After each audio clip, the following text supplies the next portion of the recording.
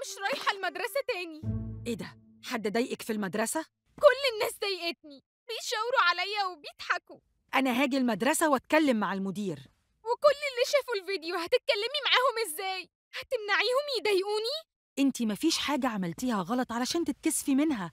اللي نزل الفيديو واتهمك بالفشل هو اللي المفروض يتكسف، عشان كده هو مستخبي لحد دلوقتي. بس برضو أنا مش هروح المدرسة ولا التمرين.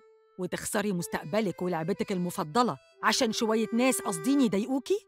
طب خلاص، انقليني من المدرسة دي. اللي بتقوليه ده مرفوض. على فكرة، جميلة ويارا كلموكي كتير، ابقي كلميهم. مش عايزة أكلم حد.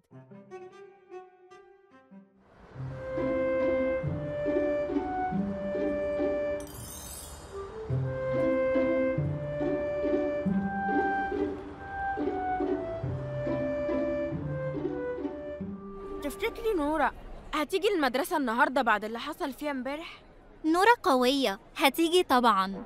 أنا لو مكانها مستحيل أعرف أجي المدرسة تاني. يا بنتي، ده حتى المدير وصله الفيديو. يا ترى مين مصلحته يعمل كده في نورة؟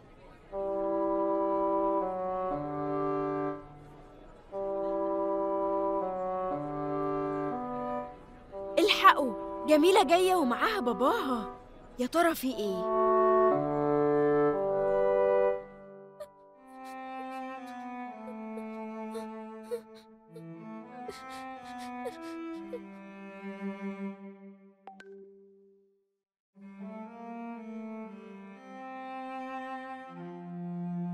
اللي عمل فيكي كده صاحبتك اللي انتي بتدافعي عنها.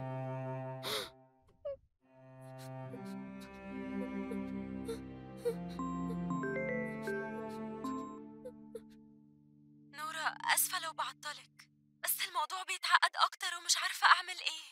بابا النهاردة جه المدرسة وكان عايز. ليه عملتي كده يا جميلة؟ أنا وقفت جنبك وساعدتك.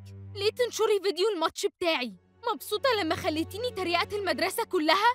فيديو إيه اللي أشيره؟ وأعمل كده ليه يا نورة؟ أنتي صاحبتي. نورة، أنا لا يمكن أعمل كده. أنا جاتلي رسالة إن صاحبتي اللي عملت كده وإنتي كنتي موجودة. مين غيرك هيعمل كده؟ يا نورة صدقيني، انتي أعز صاحبة ليا، وغير كده انتي بتساعديني في مشكلتي. وبعدين كان في كتير صحابك حاضرين، اشمعنى أنا؟ مش عارفة، جايز مثلا عشان هتسيبي المدرسة وباباكي هيجوزك فبتعملي تصرفات غريبة. وفيا أنا اللي ساعدتك ووقفت جنبك يا جميلة. أنا كنت بكلمك وأنا زعلانة علشان أبلغك إن بابا خلاص في المدرسة جاي علشان يسحب ملفي، لكن انتي بتتهميني بالفيديو يا نورة. أنا خلاص بعد اللي عملتيه ماليش دعوة ومش هقدر أساعدك. فعلا؟ شكرا يا نورة. لو مش مصدقاني وهتتهميني، أنا ممكن ما أكلمكيش تاني لو ده هيريحك. يكون أحسن ما تكلمينيش تاني.